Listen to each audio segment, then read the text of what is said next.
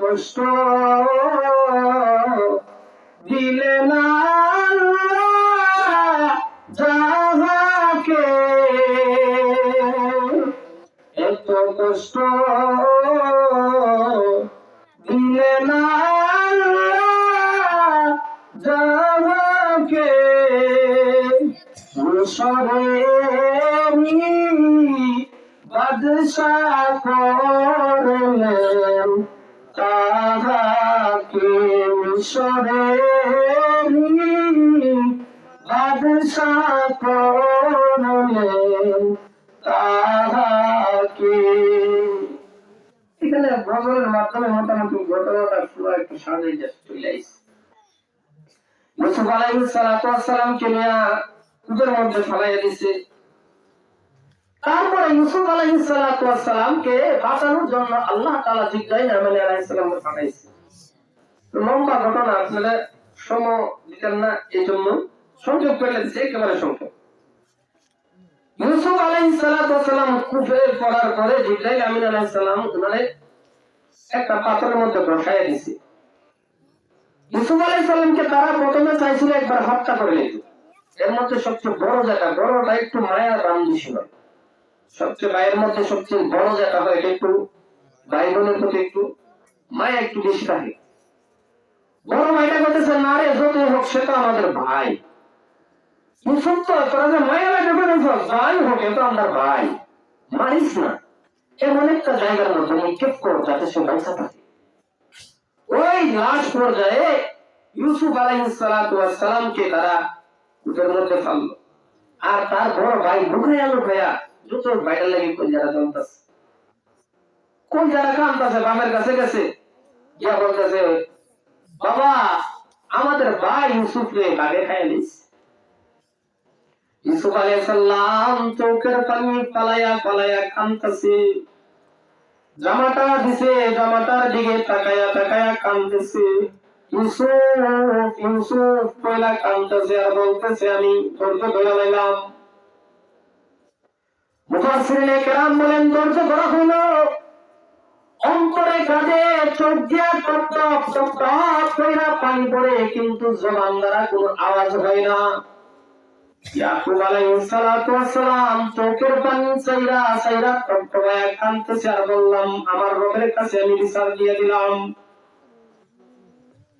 এমনি তারা বলতেছে, বাবা তোমার বুঝি বিশ্বাস হয় না, তুমি আমারে বিশ্বাস করো না, দাঁড়াও, যে বাঘটা আমার বাইরে খাইছে ওই বাঘটারে নিয়ে আসতেছি। এমনি একটা নেকড়ে ছোট বাঘ এইটাকে ধরে আনছে, আনার পর বলতেছে, বাবা ওই বাঘটা ইউসুফ আলাইহিস সালাতু ওয়াস সালামকে খেয়েছে।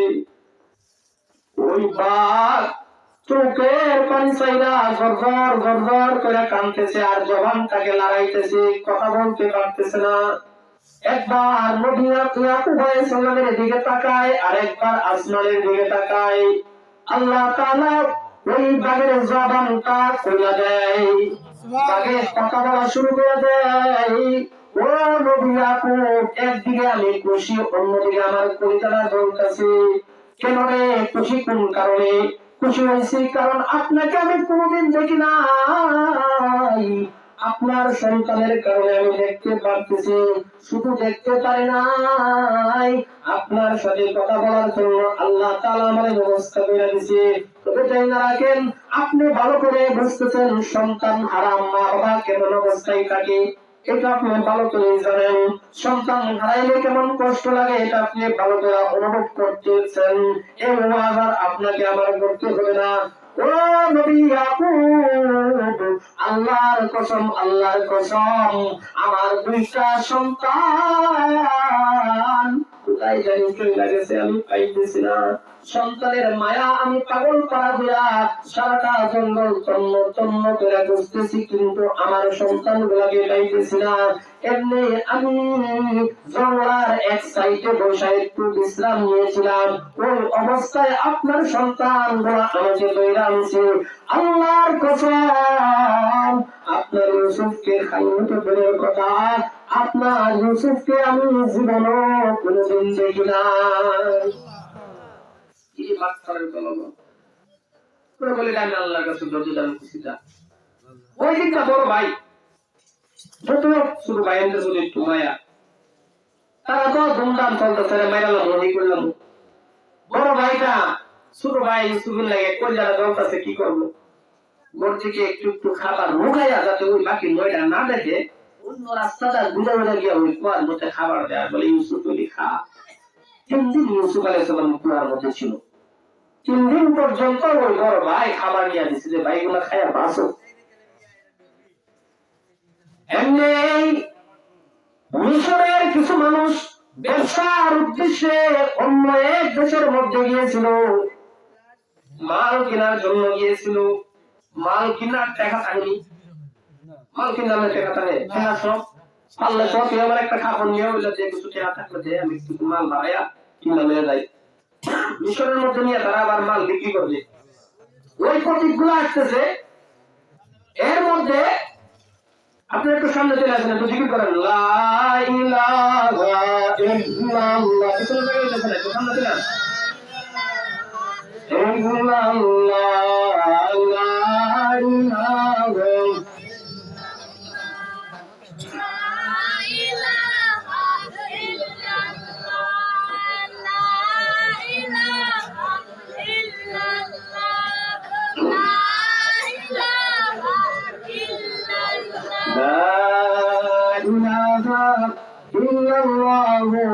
মুহাম্মাদুর রাসূলুল্লাহ সাল্লাল্লাহু আলাইহি ওয়াসাল্লাম। ওই তারা যে মিশরের কিছু সওদাগর, তারা ওই রাস্তা দিয়ে যাইতেছিল। ওই অবস্থায়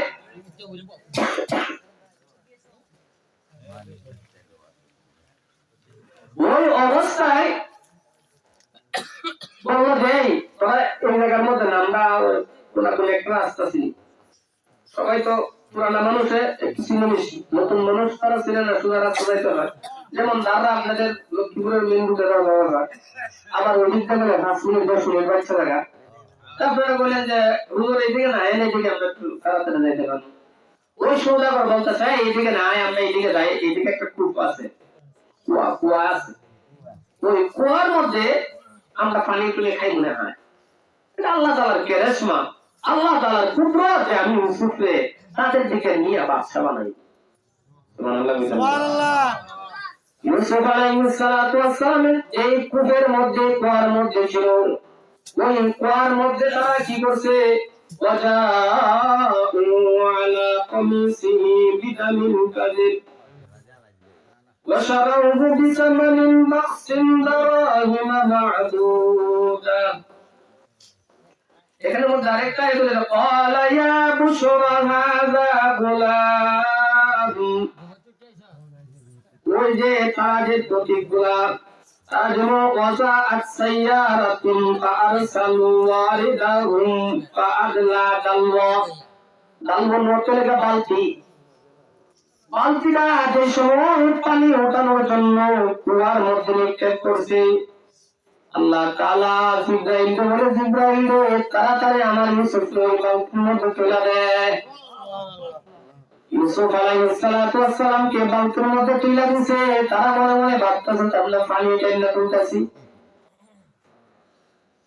যে সময় ইউসুফ আলাইহিস সালাম কুয়ার কাছে চলে এলো, বালতির দিকে তাকাইয়া সে ডাক শুরু করে দিছে, ক্বালা ইয়া বুশরা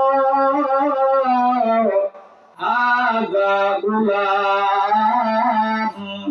বুশরা মানে সুসংবাদ দেনেওয়ালা। ওই তারা কইলে তাড়াতাড়ি আয়, এখানে একটা খুশির সংবাদ আছে।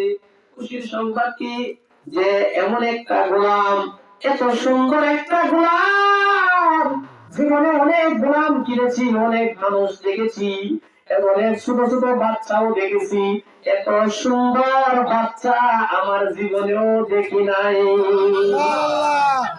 সবাই করে আইসা এত মাশাআল্লাহ, এত সুন্দর বাচ্চা আমরা জীবনে দেখছি রে বাবা, রে বাবা এত সুন্দর।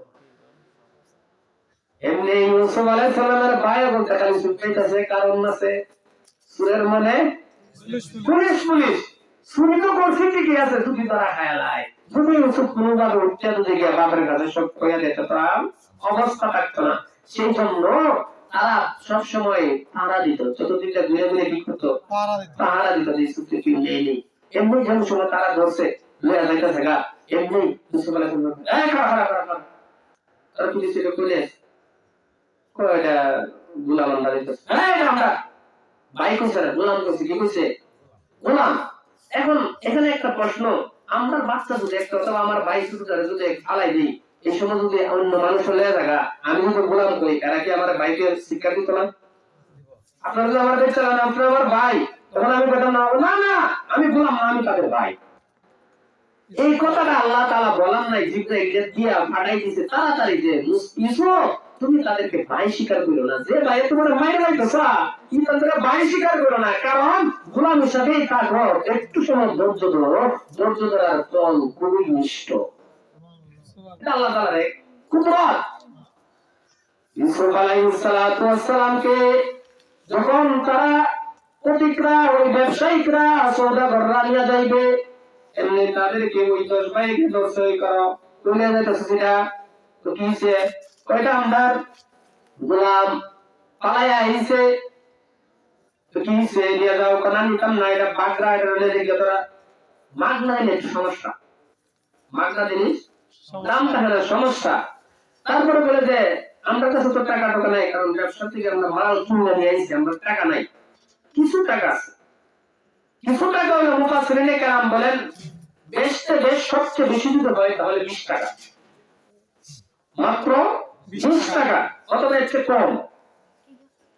বিসামানিন বাক্সিন দারাহিমা, একবারে অল্প কিছু টাকার বিনিময়ে ইউসুফ আলাইহিস সালাম দিতেছে। ওই টাকা দেওয়ার কারণ হলো যাতে তারা টাকার মায়া কমপক্ষে ঘেরে আশপাশে না ছেড়ে দেয়। এত সুন্দর বাচ্চা, এত সুন্দর ছেলে দেখা সবার কলিজা জুড়াইয়া গেছে। ওই সওদাগরের মধ্যে যে নেতা ছিল, সবচেয়ে বড় লিডার ছিল, লিডারে বলে তোর চিল্লাইছে আমি নিমু, আমার খুব পছন্দ লাগছে। নেতা বলছে কে আর কি করবে, কোনো কিছু নাই, আরে তোদের সাথেও আমি নেওয়াইতাম না, তোদের সাথে বসাইব না। সওদাগরের উটের পিছনে বসাইছে। ইউসুফ আলাইহিস সালাতু ওয়াস সালাম যাইতেছে, চোখের পানি ফালাইয়া টপ টপ টপ টপ করে কাঁদতেছে। সওদাগরের ডাকটা বলে ইউসুফ, ও ইউসুফ তুমি কেন কাঁদতেছ, গোলামকে লেগা কাঁদতেছ? তো কান্দে আমার কলেজা কাইটা যাইতেছে, কারণ হইল জানি না আর ওই দেশে কোনোদিন আসবো কিনা, কোথায় যাইব, কোথায় আমার অস্তিত্ব গিয়া শেষ হবে তাও জানি না। ওই দেখো পাশে যে একটা মাটির উঁচু জায়গা দেখতেছো, ওই জায়গার মধ্যে আমার মার কবর,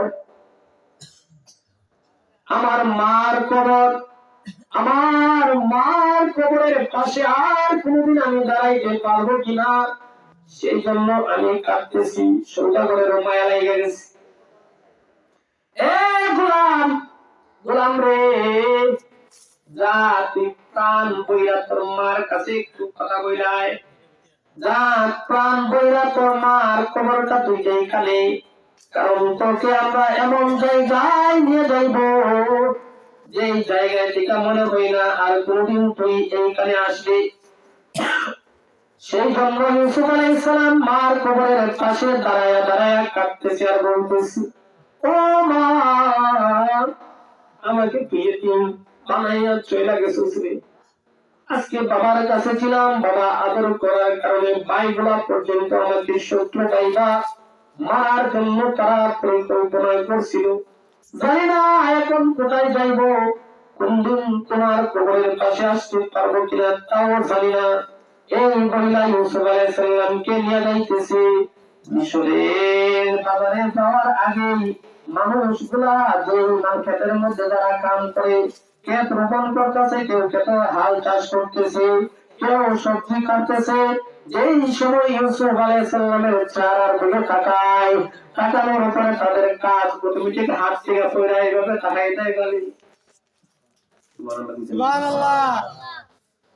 বড় ক্যাপ্রিট আছে এই মুনিছে ইউসুফ আলাইহিস সালাম দেখে এত সুন্দর বাচ্চা, মাশাআল্লাহ, এত সুন্দর বাচ্চা আমি জীবনে দেখি নাই। কারণ রাহমাতুল লিল আলামিন নবী মুহাম্মদুর রাসূলুল্লাহ সাল্লাল্লাহু আলাইহি সাল্লাম বলেন, আমি মেরাজে গেছিলাম, ইউসুফকে দেখছি। সুবহানাল্লাহ। ইউসুফকে দেখছি, এত সুন্দর আল্লাহ তাআলা তারে দান করছে, দুনিয়ার অর্ধেক সৌন্দর্য তারে দান করছে। সুবহানাল্লাহ। ইউসুফ আলাইহিস সালামকে নিয়ে যাইতেছে, মানুষগুলা খালি তাকায়া থাকে, এত সুন্দর গোলাম, এত সুন্দর গোলাম, তাকায়া থাকে কাজ ফলাইয়া দিয়া। এখন মানুষের পুরো একটা মিছিল হয়ে গেছে, মিছিলের মতো পিছনে পিছনে চলছে। এমনি ওই যে ব্যক্তিটা সে বলতেছে, আর তোমাদেরকে আমি ডাকাইবো না। এমনি ইউসুফ আলাইহিস সালামকে ডাকাইছে, ডাকার পরে বলতেছে, যে ইউসুফকে দেখবা 1 দিরহাম দিয়ে লাগবো। কিনছে মাত্র 20 দিরহাম। আপনার এখানে মানুষ আছেন 100 জনা দেখবেন 100 দিরহাম দিতে। নেওয়া তো নাই, খালি দেখবা দিবা, দেখবা দরাসও নাই, দেখবা এত সুন্দর অনুভব করছেন। দিবেন না, আসেন এমন আপনাদের লক্ষ্মীপুরের মধ্যে এমন কোন মহিলা যারা গালি আরে বেড়া কইতাছে যে আমার মেয়ে তো খুব সুন্দর, অথবা আমার বউ খুব সুন্দর, এক এক লাখ টাকা লাগবে, আসেন তো দিবেন। এমন সুন্দর মহিলা কেউ আছে? এমন সুন্দর কোন পুরুষ আছে? ইউসুফ আলাইহিস সালামকে আল্লাহ তাআলা এত সৌন্দর্য দান করছে, দেখলে 1 টাকা, সবাই 1 টাকা বলতে বর্তমানে 1 দিরহাম বলতে মিনিমাম কয়েকশো টাকা হবে, কয়েকশো টাকা। সবাই রাজি হয়, এক নজর দেখতে লইল, 500 সমস্যা নাই, নাও আমরা ইউসুফকে দেখতাম চাই। ইউসুফ আলাইহিস সালামকে মিশরের বাজারের মধ্যে উঠছে, মানুষগুলা জিজ্ঞাসা করতেছে, ভাই গোলামের দাম কি? আমি কইতাম না, তোমরা কও। আরে না, তুমি কও না, আমি গোলামের দাম কইতাম না, তোমরা কও। 1000 দিরহাম হইতো না বাগো। মানুষ সিরাল ধরছে ইউসুফকে কেনার জন্য, একবারে সিরাল ধরছে। আসে একজনের একজন, কত? 1000 দিরহাম, 2000, 5000, 10000, 1 লক্ষ, 2 লক্ষ, 3 লক্ষ, 5 লক্ষ, 10 লক্ষ, 1 কোটি হইতো না। বাদ আজকে বিক্রি করতাম না, নিয়ে পেয়ে করে। ওই বিক্রিয়া জুলেখা স্বপ্নের মাধ্যমে দেখতেছে, রাত্রের বেলা স্বপ্নে দেখতেছে ওনার দরজার মধ্যে আইসা একটা টকবকে সুন্দর এক যুবক আইসা রাখতেছে, ইয়া জুলেখা, ইয়া জুলেখা। এত সুন্দর যুবক দেখা যুবতীর কি ঘুমে ধরে? ঘুম থেকে পাল্টা উঠছে, উঠটা তো দেখেন নাই, বিছনা খালি, ঘরের আশপাশ কোথাও দেখেন নাই, ঘরের মধ্যে তো কেউ নাই। এইভাবে 1 দিন 2 দিন চলে গেছে। 3 নম্বর দিন আইসা আবার ডাকতেছে, ইয়া ইউসুফ, ইয়া ইউসুফ, ইয়া জুলেখা, ইয়া জুলেখা ধরে ডাকতেছে। ইউসুফ আলাইহিস সালামের রূপ ধারণ করে এমনি জুলেখা ডাকতে বলে, এই যুবক, যুবক রে, তুই কে? কেন আমাকে এত ভোরের জ্বালা জ্বালাইতেছাস? দেখা দেস না, কাছে আসস না, ধরাও দেস না, খালি আমার ডাকস, কারণ নাকি একটু সময় দাঁড়া, তোর পরিচয়টা একবারের জন্য আমাকে বলা যা। জুলাইখাকে ইউসুফ আলাইহিস সালাম স্বপ্নের মাধ্যমে, সরাসরি না, স্বপ্নের মাধ্যমে বলতেছে, এ জুলেখা, যদি আমারে পাইতে চাও তাহলে মিশরের যে প্রধানমন্ত্রী আছে, প্রধানমন্ত্রীর কাছে তুমি চলে যাও। আমি হইল মিশরের প্রধানমন্ত্রী। ইউসুফ আলাইহিস সালাম এখন প্রধানমন্ত্রী, এখন গোলাম, এখনো মনে বিক্রি হয় নাই, শুধু বাচ্চা, এখনো বিক্রি হয়েছে না, কারণ দামে বলে না। এতদিন পেরেশান ছিল, খানা খায় না, পানি খায় না, কোনো কিছু করে না, ঘুমায় না, খালি টেনশন, গোসল নাই, কোনো কিছু নাই। আর উনি জুলাইখাও ছিল একজন বাদশার মেয়ে, একটা বাদশার মেয়ে, একমাত্র মেয়ে, ছেলেও নাই, একমাত্র একটাই মেয়ে। মেয়ে যদি এমন অবস্থা হয়, বাবার অবস্থা থাকে না, অস্তিত্ব নাই, বাবাও শান্তি পায় না। বান্দিরে বারবার করে, বান্দি আমার জুলাইখার কি হয়েছে, একটু তার অবস্থা দেখোস না। ও মনি, তোমার জুলেখা আমার কাছে কিছুই বলে না, কোনো কিছুই বলে না, চুপ করে খালি থাকে আর খালি ধ্যান ধরে, আর কোনো কিছু কয় না। কারণ তার আশেকার মাসুকের ভিতরে একটা প্রেম খেলা চলতেছে। জুলাইখা কোনোভাবে কারোর সাথে কথা বলে না। 3 দিনের দিন যে সময় ইউসুফ পরিচয় দিয়ে দিছে, আমি মিশরের বাদশা। জুলেখা যে রাষ্ট্রের মধ্যে বাস করে এটা থেকে প্রায় কয়েক হাজার কিলোমিটার দূর মিশর। এমনি জুলেখা ঘুম থেকে হাসি খুশি লাফানি শুরু করে দিছে। বান্দিকে এখন একটা সুযোগ পাইছে, কি গো ম্যাডাম, এতদিন পর্যন্ত আপনি খান না পান করেন না, খালি চুপ করে বেকলের মতো তাকায় তাকায় থাকেন, আজকে হাসতেছেন কেন? এমনি জুলেখা একটা বলে, আমার মনের মানুষের ঠিকানা পেয়ে গেছি, সেই জন্য আজকে আমি সবচেয়ে বেশি খুশি। এমনি জুলেখার বাবা একটা বলে, বান্দি রে তাড়াতাড়ি আয়, তাড়াতাড়ি আয়, আমার মেয়ে যেহেতু খুশি হয়েছে তাহলে এখন কিছু প্রস্তাব গ্রহণ করবো। গিয়া বলে, মা গো, ও জুলেখা মা, তোর জন্য তুমুক দেশের বাদশার ছেলে, একমাত্র ছেলে বিবাহের প্রস্তাব দিছে, তুই কি রাজি নেই? কোন বিবাহ আমার কাছে চলবে না, কোন বাদশার ছেলে চলবে না। আমি যদি বিবাহ করি একমাত্র মিশরের বাদশাকে বিবাহ করবো। ও মা, মেয়ে নিয়া বিয়া দেওয়া এটা বাবার সম্মান না। সম্মান হইল ছেলে যত বড় ধনী হোক, যত শেখ হাসিনার ছেলে হোক আর খালেদা জিয়ার ছেলে হোক, আমি ফকিন্নির মেয়ে হোক না কেন, তোমাকে আইসা আমার বাড়ির দিকে নিতে হবে। এটা তো সম্মান, কি কম না? আপনার মেয়ের বিয়ে আনিয়ে বাড়ি না, জামাই বাড়ি থেকে না, না ও জামাই আমির বাড়ি থেকে মেয়ে, তাহলে মিশরের ভিত্তি আসতে হবে তোমার কাছে নেওয়ার জন্য। আচ্ছা ঠিক আছে, এটা আপনাকে একটা প্রস্তাব দেয়। জুলেখার বাবাও একজন বাদশা, বাদশার দরবারে চলে আইছে।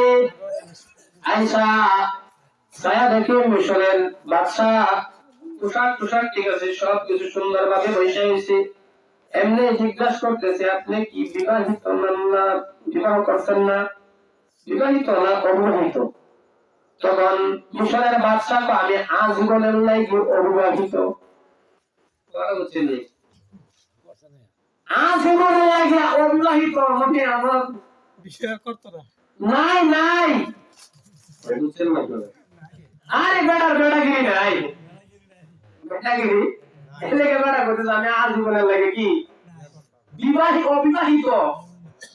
বিবাহ করার মতো আমার ক্ষমতাই নাই, তার বিয়া গরম করলি আর বিয়েও করতে পারতাম না, আর বিয়া কেউ হইতাম না। আর ওর বুঝছে কিনা, হ্যাঁ বিয়া করছে না। আচ্ছা ঠিক আছে, এখন তো বিয়া করবেন। এখন আমি একজন হুজুর, ইমাম সাহেব, আপনি একজন বিবাহ করছিলেন ধরেন, এখন ধরে নেন একজন মানুষ আইছে বিবাহের প্রস্তাব নিয়ে, আমি আপনাদের সামনে এই উত্তর দিলাম। এখন বেড়া যদি করে যে হুজুর বিয়ার লাগে, ঠিক আছে আমার মেয়ে আমি তোর কাছে দিন, এখন যদি আমি সরাসরি স্বীকার করি যে না বিয়া করতাম না, আপনাদের সম্পর্ক নেই, সম্পর্ক না, নিশ্চয়ের মধ্যে কোন একটা কারণ আছে। বেড়া তো দেখতে বয়স কোন হয়ে গেছে, আর কিটা প্রথম বলতে বলা হইবা, এখন তারা বিয়া করতো না কেন, এটা নিশ্চয় একটা কারণ আছে। সেই জন্য বাচ্চা সরাসরি না করছে না, না করিয়া এমন সিস্টেম উত্তর দিছে যাতে মেয়ের বাপে রাজি না হোক। কি উত্তরটা হইল, আমি বিবাহ করার জন্য শর্ত আছে। কি শর্ত? শর্ত হইল তোমার মেয়ে আমার বাড়িতে আইনা দিবা, আমি কি আনতে পারতাম না। আচ্ছা এই কথা যদি কেউ কোন মেয়ের বাপ যখন জীবন বিয়াটা দিব, জীবনে দরকার করলে মেয়েরা না আজীবন বিয়ে দিতাম না। এরপর আমি তোর বাড়িতে আইনা মানে কি মানে কি করবো ভাই, নিশ্চয় আমার মেয়ের মধ্যে কোনো সমস্যা আছে। দ্বিতীয়ত নিয়ে আমরা এক নম্বর, 2 নম্বর বিষয় হইল গিয়া, 1 নম্বর তুমি লয়ে আইবা, 2 নম্বর বিষয় আনার পরে পছন্দ হইলে বিয়া করবো না, বিয়া করতাম না। এইটা জীবনে কেউ দিব জুলেখার বাজার বুঝছি তোমার দ্বারে হবে না, যাই গেছে গিয়া মা গো যে শর্ত দিছে এটা সম্ভব না। কি শর্ত দিছে? 1 নম্বর শর্ত দিছে যে তোমাকে আমি নিয়ে যেতাম, এটা তো আমি শেষ, এটা তো আমি রাজি না। আমার 2 নম্বর শর্ত হলো তোমাকে যদি পছন্দ হয় তো বিবাহ করবে, না আবার এই টালবাহের ব্যাপার নাই, এটা আমার দ্বারা সম্ভব না। জুলেখা তো আমি এটা চাই না, যাই হোক ছোট সম্মানই হোক, বিষয়টা বুঝেন না, যুবক মোটামুটি বিষয়টা বুঝবে। মানে আমি আমার লাইলারে চাই, লাইলা যাই হোক, যদি বাপের কথার কোনো সম্মত দিতাম না, কোনো কিছু দিতাম না, একবারে খালি তুই আমার বাড়িতে থাকতে পারত না, ওটা দরকার নাই, খালি তুমি খাবারটা দিলাম। আমার ইংরেজিতে প্রয়োজন আছে, আমার বিন্দনের সাপোর্টটা দিলাও। মহিলাও পাগল বলেছে তোরা মিথ্যে জমি আমার ভাই তারা করতে না, দরকার নাই তোমার ভাই তার জীবনে একটা মহিলা খাড়াই দিই। जुलेखा आशिकों से क्या मजाक आई, माशुकों से पूछियो। आशिकों से क्या मजाक आई, माशुकों से पूछियो। बाग गुल में क्या मजाक आई, बुलबुल से पूछियो। बाग गुल में क्या मजाक आई, बुलबुल से पूछियो।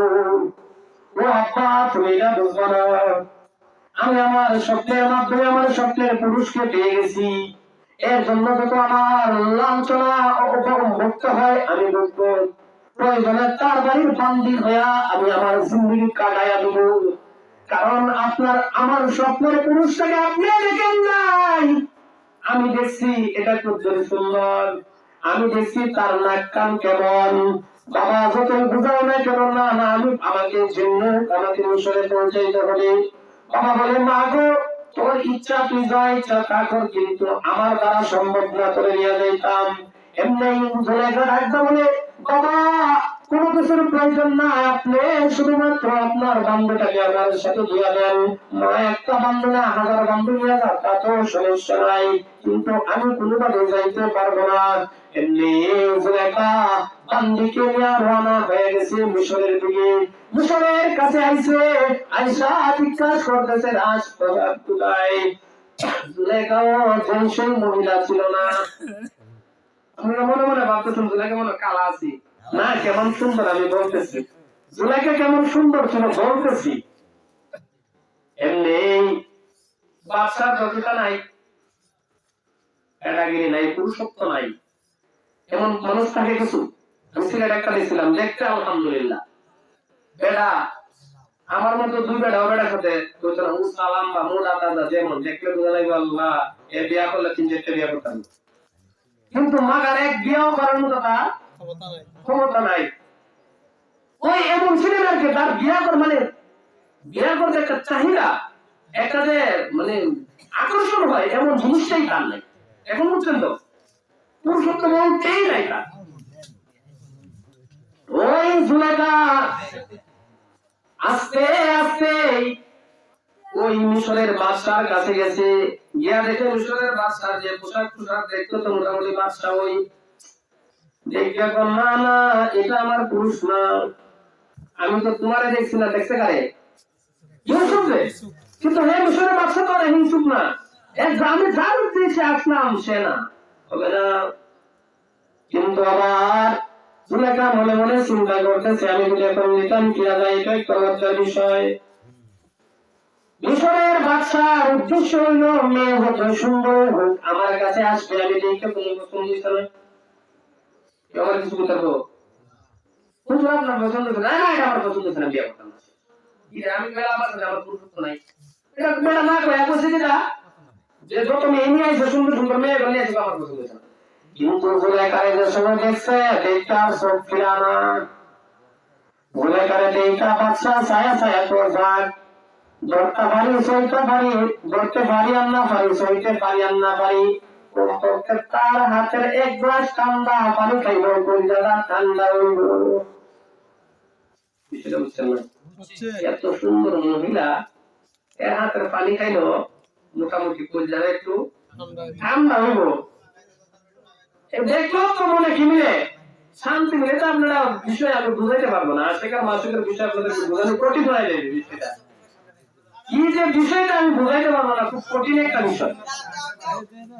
তবে একটু সামনে সামনে জিকির করেন, সামনে আসেন। লা ইলাহা আর জোরে লা ইলাহা ইল্লাল্লাহ, লা ইলাহা ইল্লাল্লাহ মুহাম্মাদুর রাসূলুল্লাহ সাল্লাল্লাহু আলাইহি ওয়াসাল্লাম। ওই মিশরের বাদশা জুলেখার দিকে তাকাইয়া চোখ আর ফিরাই না, তাকাইছে তো তাকাইছে, জুলেখার দিকে তাকাইয়া তাকাইয়া এখন আর চোখ আর ফিরে না। এই কথা বলে না, আমার কথা শুনেন, আমার কথা শুনেন, এই আলোচনা শুনেন, আমার কথা শুনেন। ঘটনা বলতেছে আমার খুব মাথা পুরো করে রাখতে হবে, আপনারা একটু কষ্ট করে দিয়া তুমি মাফ করেন, অন্যদিকে করেন, মন দিয়ে শুনেন। যে বিষয়টা আমি বলতেছিলাম, আশেকার মাসুক আমরা শুধুমাত্র দুনিয়ার প্রেমিকার বিষয় বুঝি, কিন্তু এই বিষয়টা নবীর সাথে নিয়ে লাগান। আমাদের আশাগুলো নবীদের সাথে লাগাই, এই জন্য তারা কোনো কিছু চাইতো না। বছরে বছরে মক্কা মদিনা চলে যেত, টাকা হইতো মদিনা চলে যেত, টাকা হইতো মক্কা চলে যেত। এই জন্য বেশিরভাগ যে সমস্ত ওলামায়ে কেরাম যারা টাকা ওলা বেতন বছরে একদিন আবাদ করে, তারা চিনছেন না আপনার মতো টাকা জমাই, তারা ছিল না। যারা এমপি মন্ত্রী টাকা জমাইতো ছিল না, বেশিরভাগ আমার যে কথা বললাম, উনি প্রতি বছর একবার হইলো হয়তো হজো নাই বকুন্দা, হয়তো হজে নাই বকুন্দা, বেশিরভাগ উনি একটা কাজ করতেন মনে নাই। উনি বলতেন না আমার পরিচয় ঠান্ডা ঠান্ডা হয় না। এটা আশেক, এটা বুঝবেন না আপনারা। আশেকের মাসুকের বিষয়টা এত সহজে বুঝবেন না, উপলব্ধি করবেন না।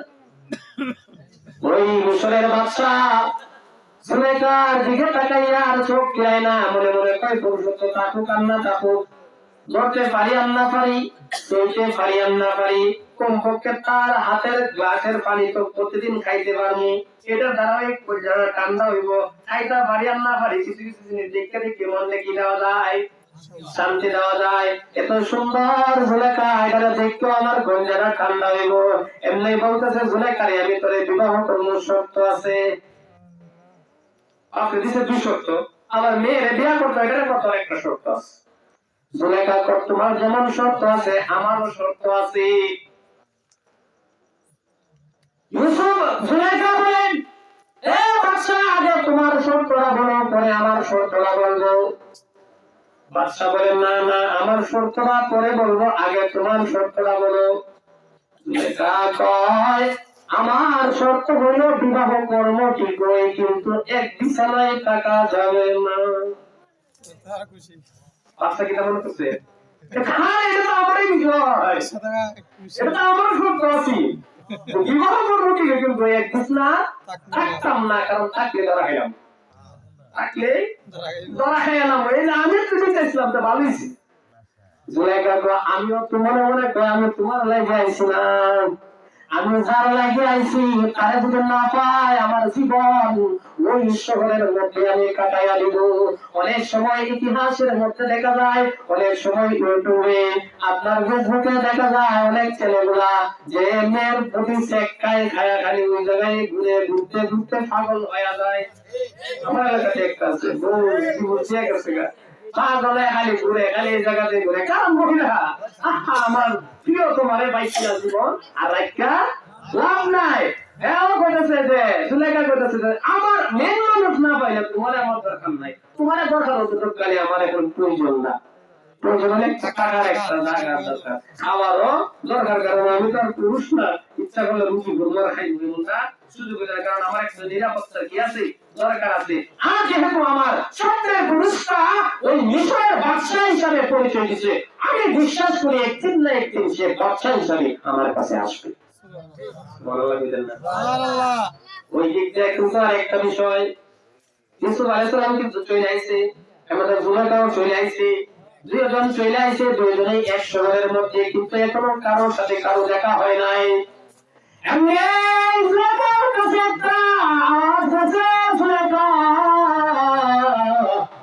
জুলেখারে আমার মিশরের মধ্যে নাকি এমন সুন্দর একটা সন্তান এসেছে, এমন সুন্দর একটা গোলাম এসেছে, যে গোলাম তারে শুধুমাত্র এক নজর দেখার লাগি এক গোলাম দিতে হয়। ঘটনা তো জীবন হচ্ছে না, ঘটনা তো জীবন হচ্ছে না। ছেলে দেখলে মনে একটা খেলা গেছে, মেয়ে দেখলে গান টুন গাইলো, নাচলো, ডান্স দিল, দেখতে 10টা-20টা তোমার জানা, আপনার ওই কুমিল্লার জানা আরে যাত্রা গানা বলতো জানা, আমরা ব্রাহ্মণবাড়িয়াতে ধুমধাম টাকা ছাড়ে। এটা শুনছি, আজ পর্যন্ত কোনদিন শুনছেন যে ছেলে নাচছে, ছেলে সুন্দর দেখে টাকা দিচ্ছে? এই কথা শুনছেন কেউ? এটা জীবনে শুনছে না। জুলেখা বিষয়টা আশ্চর্য, ঘটনাটা কেমন কেমন লাগে রে। এত সুন্দর গোলাম ওই জায়গা যে গোলামদের দেখলেই 1 টাকা, দেখলেই 100 টাকা দিতে হয়, এমন ছেলেটারে একটু দেখা দরকার আছে। এমনি বান্দিরে বলতেছে, বান্দিরে তাড়াতাড়ি রানীর পোশাক কি আমারে দে, পরাইয়া দে, আমারে সাজুগুজু কইরা দে, গোসল করাইয়া দে। বান্দি জুলেখারে সুন্দরভাবে গোসল করাইছে, সাজুগুজু করাইছে, রানীর যে পোশাকটা ওই পোশাকটা পরিধান করাইছে। বান্দি জুলেখারে নিয়া ওই মালিক যে ব্যক্তিরা ছিল তার বাড়িতে চলে গেছে, গিয়া বলতেছে, কে রে ঘরের মধ্যে এমনি মালিক আইসা দেখি, ইন্না লিল্লাহি, তো আমাদের প্রধানমন্ত্রীর বউ, আমাদের ম্যাডাম চলে আসছে। আসসালামু আলাইকুম ম্যাডাম। কামিন কামিন, তাড়াতাড়ি কামিন। আরে বাড়ি আরে বসেন বসেন। আরে বসবো করে বসার লাগে আসি নাই, তোর বাড়ি এত ভিড় কেন, এত মানুষ কেন? তো আমার বাড়িতে একটা গোলাম আনছি, এই গোলামটা আপনার সাথে মোটামুটি মানাইব। কতটা আপনার লাগি মানাইব, আপনি কিনতে পারবেন, এছাড়া কেউ কিনতে পারবে না। আচ্ছা আগে আমি গোলাম দেখতে নাই, গোলাম কিনার লাগে এছাড়া গোলাম দেখতে নাই। জুলাইখা যে সময় ঘরের ভিতরে ঢুকছে, দেখে ঘরটা একটু আলোকিত আলোকিত হয়ে আছে। তোর গোলাম কোথায়? ওই থেকে গোলাম ওই জায়গার মধ্যে বসে আছে। জুলাইখা দেখা চোখের পানি টপ টপ টপ টপ করে সারা শুরু করে দিছে, আর বলতেছে, আমার প্রিয় মানুষটাকে আমি পেয়ে গেছি। এই বিষয়ের বসিরা কে করে আমার সাথে ওই গোলামের দামাদামি করবে? কারো সাহস আছে? না না, কারো সাহস নাই। প্রধানমন্ত্রী কিংবা প্রধানমন্ত্রীর বউ কিংবা ওই জায়গার মধ্যে কেউ নাক গলাইব এমন সাহস তাও নাই। এমনি বলতেছে, এই মালিক, তুই তোর গোলামকে কত টাকার বিনিময়ে বিক্রি করবে? আগে মানুষগুলা জিজ্ঞাসা করছিল যে কত টাকা বিক্রি করবেন, বলছিল যে না আমি বলবো না, তোমরা বলো, সবথেকে বিদায় করে দিছিল। এখন প্রধানমন্ত্রীর স্ত্রী বলেছে যদি না করতে কি টাকা পাওয়ার সম্ভাবনা আছে। তখন দাঁড়ায় দাঁড়ায় বলতেছে, প্রধানমন্ত্রীর বউ যেহেতু আর গোলামের প্রতি যেহেতু আকৃষ্ট হয়েছে, কিনলে দাম কম বলবো কেন, একটু বাড়াই বলতে হবে। আজ মানে তোর দাম কম, সমস্যা নাই, বুঝাই তুই কর। প্রয়োজনে মিশরের বাদশার ভান্ডারের মধ্যে যা আছে সব গুলার বিনিময় হইল আমি ওই গোলামটাকে আজকে কিনে নেব।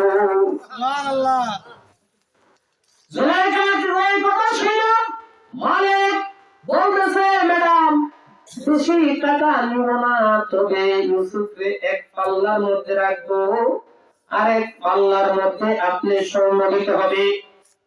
ঠিক আছে দিব, শেষ না আর একটু রয়েছে কি? আবার ইউসুফকে পাল্লার মধ্যে তুলবো, আবার পাল্লার ওজন ইউসুফের ওজন পরিমাণ স্বর্ণ দিলেন, তাহলে আপনারা আমি বিক্রি করতে পারি, সমস্যা নাই। কে কোথায় আছে রে?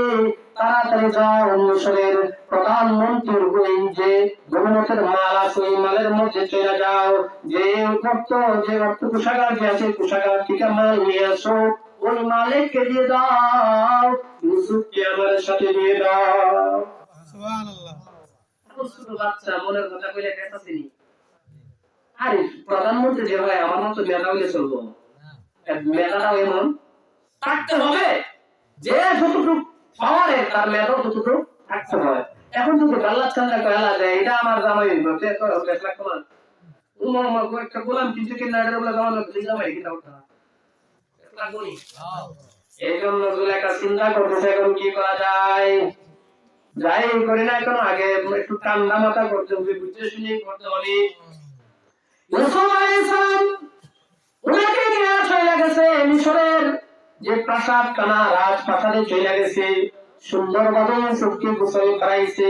এমনকি বান্দিকে বলে, বান্দি রে ইউসুফের দায়িত্ব তুমি নিতে পারতে না, আমি নিজে নিব। ওনার দায়িত্ব আরেক বান্দি রে, আর এখন উনি বলতেছে না ইউসুফের দায়িত্বটা আমি নেব, কারণ আমার প্রিয়া কারো হাত তার শরীরে লাগবে এটা আমার সহ্য হইবে না। আমার প্রিয় মানুষের দিকে কেউ তাকাবে এটা আমার সহ্য হইবে না। যেটা বলেছিল আবু বকর রাদিয়াল্লাহু তাআলা আনহু, আবু বকর রাদিয়াল্লাহু তাআলা আনহু নবীর চেহারার দিকে তাকাইতো আর নবীর কানে কানে গিয়ে বলতো ইয়া রাসূলুল্লাহ ইয়া হাবিবাল্লাহ ও আল্লাহর হাবিব আপনার চেহারার দিকে যেই সময় অন্যান্য সাহাবীরা তাকায় আমার কলিজায় খুব কষ্ট লাগে কারণ আপনাকে আমি এত ভালোবাসি আমি চাই আসমানের নিচে জমিনের উপরে কোনো মানুষ আপনাকে দেখবে না শুধুমাত্র আমি একলা একলা আপনাকে দেখবো আল্লাহ তাআলা বলেন যারে আবু বকর তোর দোয়া আমি কবুল করে নিয়েছি ইউসুফকে রাখছি 3 দিন ওই গুহার মধ্যে ওই গুহার মধ্যে আর তোকে আর তোর নবী মুহাম্মদকে আমি হেরা গুহার মধ্যে 3 দিন রাখবো গাড়ি সুরের মধ্যে 3 দিন রাখবো আর ওই 3 দিন তুই ইচ্ছা মতো নবীকে দেখবে আল্লাহ নবীজির জ্ঞানী সময় গাড়ি সুরের মধ্যে যায় আবু বকর বৈশা করে নবীজিকে পুরাতের মধ্যে শোয়া দেয় যার দিকে এভাবে তাকায় থেকে আবু বকর ঘুমায় না এটা আশিকার মাসুকের বিষয়টা বুঝবেন না ওই দিকে তাকায় তাকে একটু ঘুমায় না কারণ স্ত্রী যদি প্রিয় হয় 6 মাস পর্যন্ত ছেলে ঘরের বাইরে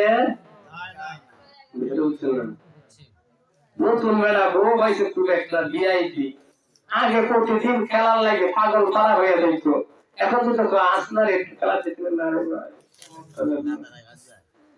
আমার একটু সমস্যা এখন কি প্রিয়তমা ঘরে চলে যাইছে আবু বকর সিদ্দিক রাদিয়াল্লাহু তাআলা আনহু সারা রাত্রি সারা দিন একটু সময় চোখটা বুঝে না চোখটা বন্ধ করে না নবীর চেহারার দিকে তাকায় আরেকবার আসমানের চাঁদের দিকে তাকায় তাকায়া বলে আরে আসমানের চাঁদ তোর চেয়ে 1000 গুণ সুন্দর আমার নবীর চেহারা মুবারক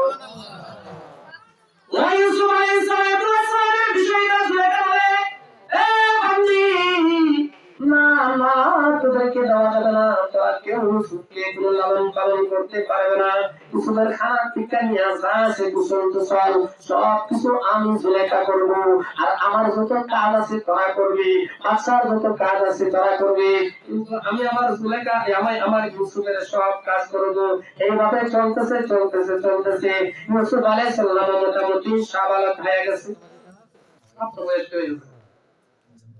প্রাপ্তবয়স্ক হয়ে গেছে বিয়ার বয়স হয়ে গেছে এখন জুলেখা বলতেছে কারণ পুরুষ বালেগ হওয়ার আলামত আছে আলামতটা কি গলার কণ্ঠটা ভাই হাইটা নেই বলা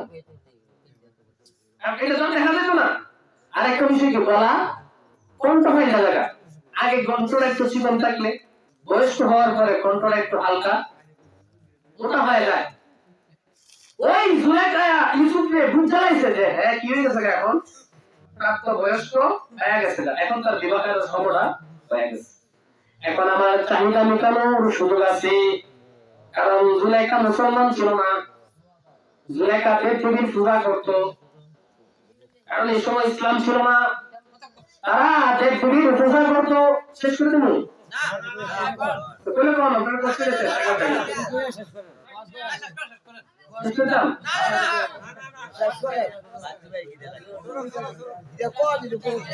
এটা কইতে কইতাছে রাসূল আলাইহিস সালাতু ওয়াস সালাম উনি যে সময় প্রাপ্তবয়স্ক হয়ে গেছে প্রাপ্তবয়স্ক হওয়ার পরে জুলেখা মনে মনে ভাবতেছে যে তার চাহিদা মেটানোর সময় হয়ে গেছে ইউসুফকে 7টা গেটের ভিতরে 7টা তালার ভিতরে অর্থাৎ 7টা দরজার ভিতরে একটা রুম এখানে একটা রুম এখানে একটা রুম এভাবে 7টা রুমের ভিতরে একবারে জুলেখার যে মেইন রুমের মধ্যে নিয়ে গেছে ইউসুফ তো বেশি বুঝছে না মনে মনে ভাবছে এমনি নিয়ে গেছে দরজা তালা দে ইউসুফ তুমি আটো দরজা তালা দে হাঁটো দরজা তালা দে যে সময় মেইন কামরায় নিয়ে গেছে মাথার কাপড়টা সরাইয়া দিছে বুকের কাপড়টা সরাইয়া দিছে ইউসুফ আর বুঝতে আর সময় পায় না ইউসুফ আলাইহিস সালাম বুঝতে লাইছে এখন তার নিয়ম বালানা শুধু কাপড় সরাইছে না বুকের কাপড় সরাই নাই বুকের কাপড়টা নিয়া তার ঘরের মধ্যে একটা মূর্তি ছিল ওই মূর্তিটাকে গুড়ালাইছে দেখতে লাইছে এমনে ইউসুফ একদম জুলেখা এ জুলেখা বুঝতেছি না রে কিসের জন্য তুমি এইগুলা করতেছো জুলেখা ডাকটা বলে আমি ওই আমার মূর্তিগুলো আমার এটা আমার রব এটা আমার মাবুদ ওই মাবুদ গুলা আমার যে হন্যে তাকসি কর্ম করার লাগা এটা আমার মাবুদে যেই কালাইব সেই জন্য আমি তাদেরকে বুঝা দিতেছি এমনি ইউসুফ আলাইহিস সালাম মুফাসসির کرام এখানে দুইটা ব্যাখ্যা করেন এর মধ্যে একটা ব্যাখ্যা হইল ইউসুফ আলাইহিস সালামের অন্তরের মধ্যে আল্লাহ তাআলা একেবারে একটা অন্তরের অবস্থাটা পরিবর্তন করে দিয়েছেন জুলাইখা সুন্দর কি বুঝলাম অনেক সাধারণ সুন্দর না না যত হুজুরি হন আর যত মুজুরি হন যত সুন্দর মহিলা একবারে সাত পর্দার ভিতরে গেছে গা পুরুষরা ঠিক থাকবো এরপরে নতুন বালে গেছে আর কি করবো এর তো অবস্থা ঠিক নাই মোটামুটি একটু হইলো আল্লাহ তাআলা শাস্তা গুনার অন্তরে কি করেছে পরিবর্তন হবে কারণ নবী হবে নবী পবিত্র হইতে পারে না এই জন্য আমাদের আহলে সুন্নাত ওয়াল জামাতের আকীদা সমস্ত নবীরা মাসুম সমস্ত নবীরা কি মাসুম কোন দল কোন ব্যক্তি কোন মুমিন কোন হুজুর কোন বক্তা যদি বলে নবীরাও গুনাহ করছে এই সমস্ত বক্তারা তিন তালাক দিবেন কয় তালাক তিন তালাক দিবেন তাদের ওয়াজ শুনবেন না কারণ সমস্ত নবীরা কোন আম্বিয়া মাসুম প্রত্যেক নবী মাসুম শুধু প্রত্যেক নবী মাসুম না প্রত্যেক সাহাবায়ে কেরাম মাসুম প্রত্যেক সাহাবী মাসুম বলেন সাহাবীও কি মাসুম কারণ ওরা রাদিয়াল্লাহু আনহুম ওয়া রাদু আন ইসলাম গ্রহণ করার আগে গুনাহ করছে সমস্যা নাই ওই গুনাহ আল্লাহ মাফ করে দিয়েছে ইসলাম গ্রহণ করার আগে সাহাবীরা গুনাহ করছে ওই গুনাহ আল্লাহ কি করে দিয়েছে মাফ করে দিয়েছে মাফ করে ঘোষণা করছে রাদিয়াল্লাহু আনহুম ওয়া রাদু আন সাহাবীরা সত্যের মাপকাঠি সাহাবীরা সত্যের মাপকাঠি সাহাবীরা নেহায় হক সাহাবীরা আমাদের আইডল সাহাবীরা আমাদের পথপ্রদর্শক কারণ রাসূল সাল্লাল্লাহু আলাইহি সাল্লাম বলেন আর সাহাবী কান্নাজুম আমার সাহাবী তাদের মতো ইত্তাদাইতুম সাহাবীদের অনুসরণ করবেন আপনারা হেদায়েত পেয়ে যাবেন এমনকি রাসূল সাল্লাল্লাহু আলাইহি সাল্লাম বলেন সাহাবীদের সমালোচকদের উপরে আল্লাহ লানত সাহাবীর সমালোচকদের উপরে আল্লাহ লানত আমাদের আহলে সুন্নাত ওয়াল জামাতের আকীদা কি সমস্ত নবীরা আল্লাহ সুন্নাত আছে সুন্নাত ইমান থাকবো সমস্ত নবীরা কি মাসুম মুসতাফ তাদের কোনো গুনাহ নাই তাদের কোনো কি নাই গুনাহ নাই এমনকি খালি নবীরা মাসুম না নবী যে সাহাবী ছিল সাহাবায়ে কেরাম মাসুম তাদের গুনাহ আল্লাহ তাআলা মাফ করে দিয়েছে সুবহানাল্লাহ ইসলামের আগে গুনাহ করছে কিন্তু পরে কি করে দিয়েছে মাফ করে দিয়েছে রাদিয়াল্লাহু আনহুম ওয়া রাদু আন কোরআনের এক জায়গায় নাই তিন জায়গায় বলছে কয় জায়গায় তিন জায়গার মধ্যে আল্লাহ তাআলা বলেছেন কোরআনের আয়াত রাদিয়াল্লাহু আনহুম ওয়া রাদু আন আল্লাহ তাআলা তাদের প্রতি সন্তুষ্ট আপনি আমাদের সাথে অন্যায় করছেন মুরব্বি হিসেবে বিয়াদবি করছেন অথবা আপনার সাথে মুরব্বি হিসেবে আপনার সাথে আমি বিয়াদবি করছি তখন আপনি বলেন না হুজুর আপনার প্রতি আমি সন্তুষ্ট মানে কি তা আপনি আমার মাফ করছেন না মাফ না করে সন্তুষ্ট হইলেন আল্লাহ যদি সন্তুষ্ট না হতো আল্লাহ যদি তাদেরকে মাফ না করতো তাহলে সন্তুষ্ট হইতে কেমনে মাফ করেই সন্তুষ্ট হয়েছে মাফ করেই সন্তুষ্ট হয়েছে এবং সাহাবায়ে কেরাম আল্লাহর প্রতি সন্তুষ্ট প্রত্যেক সাহাবী জান্নাতি প্রত্যেক সাহাবী কি জান্নাতি বলেন প্রত্যেক সাহাবী জান্নাতি সমস্ত নবীরা মাসুম সমস্ত নবীরা মাসুম সমস্ত নবীরা কবরের মধ্যে জীবিত মরনা জিন্দা আগে কেন বলা জিন্দা রাখেন যুবকরা বিশেষ করে আগে বলা জিন্দা রাখেন সমস্ত নবীরা কি জিন্দা মরনা জিন্দা সমস্ত নবীরা জিন্দা রাসূল সাল্লাল্লাহু আলাইহি ওয়াসাল্লাম যখন মেরাজের মধ্যে গেছিল তখন বলেন যে আমি মুসা আলাইহিস সালামকে দেখছি উনি নামাজ পড়া অবস্থায় বলছে সুবহানাল্লাহ নামাজ পড়তেছে তারপরে বাইতুল মুকাদ্দাস সমস্ত নবীদের সাথে মুনাজাত করেছে সমস্ত নবীদের সাথে কি করছে নবীরা মৃত্যু কেমনে জীবিত না মৃত কিন্তু কোরআনে আয়াত আছে সূরা বাকারা আল্লাযীনা ইউকাতিলুনা ফী সাবিলিল্লাহি আমওয়াত আহইয়াউ ওয়ালাকিন লা তাশউরুন যারা আল্লাহর রাস্তায় শহীদ হয় তারা জীবিত তোমরা এটা বুঝছো না শহীদ বড় নবী করো শহীদরা বড় না নবীরা বড় নবী বড় না যত মানুষ আছে যত সৃষ্টিগুলো আছে সবার ঊর্ধ্বে সব নবী আর সব নবীদের ঊর্ধ্বে আমাদের নবী সব নবীদের ঊর্ধ্বে আমাদের নবী যত উম্মত আছে যত মানুষ আছে সবার ঊর্ধ্বে নবী আর সমস্ত নবীদের উপরে